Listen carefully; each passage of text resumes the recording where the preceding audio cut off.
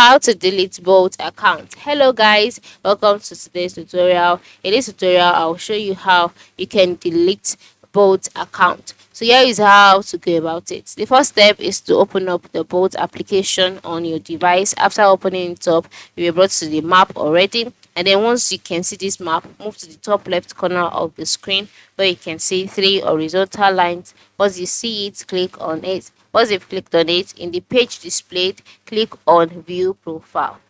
After clicking on View Profile, you'll be brought to the Profiles page. On this page, you'll see your name, phone number, saved places, language, communication preferences, logout, then delete account. Just go ahead and click on Delete Account.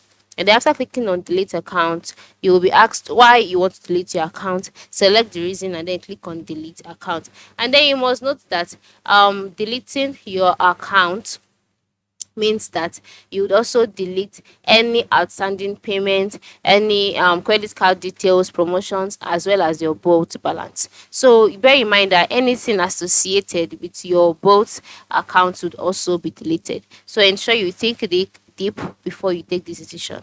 So once you click on delete accounts, your account will automatically and permanently be deleted. So this is how you can delete both accounts. Thanks for watching and have a good day.